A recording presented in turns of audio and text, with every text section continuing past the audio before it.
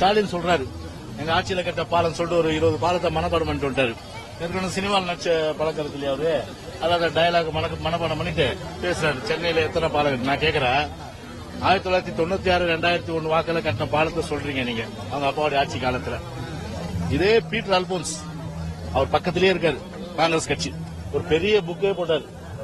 ஒரு பெரிய புக்கே திமுக ஆட்சியில 96 2001 கட்டப்பட்ட மேம்பாலத்துல எப்படிப்பட்ட ஊழல், விஞ்ஞானபூர்வமான ஊழல் சொல்லிட்டு அந்த புக்கே போட்டாரு. நானும் அதை தேடிட்டு இருக்கேன். அது கிடைச்சிடும், அந்த புக்கு கிடைச்சா உங்களுக்கு நான் தரேன். நான் அதை ஆனா பீட்டர் அல்போன்ஸ் நீங்க இந்த கேள்வி கேளுங்க, இதை பார்த்துட்டு இருப்பாரு கண்டிப்பா. நீங்க அந்த புக்கு போட்டீங்களா இல்லையான்னு மட்டும் கேளுங்க. ஒரு கேள்வி எப்படின்னா, ஒரு எஸ்டிமேட், ஒரு பாலம் கட்டணும்னா நம்முடைய இன்ஜினியரை வச்சு 100 ரூபாயில கட்ட வேண்டிய பாலத்தை பிரைவேட் கன்சல்டன்ட் வச்சு 200 ரூபான்னு சொல்லி அதை என்ன பண்ணிட்டாங்க, 80 ரூபாயில 120 ரூபாயில நாங்க கட்டிட்டோம், 80 ரூபாய் மிச்சம். ஆனா இந்த பாலம் பாத்தீங்கன்னா எஸ்டிமேட்டட் வேல்யூ 100 ரூபாய். ஆனா கட்டினா 80 ரூபாய் கட்டலாம். ஆனா 120 ரூபாய்க்கு நாங்க முடிச்சிட்டோம்னு சொன்னா 40 ரூபாய் எங்க போச்சு கமிஷன்? நான் 100 ரூபாய் கணக்குல சொல்றேன். நான் அப்படி விஞ்ஞான பூர்வமான ஊழல் பண்ணி அந்த ஊழலில் திளைத்தெடுத்து கட்டப்பட்ட பாலங்கள் தான் இன்னைக்கு சாட்சியா இருக்கு. இன்னைக்கு பீட்டர் அல்போன்ஸ் புக்கை வாங்கி பாருங்க நீங்க.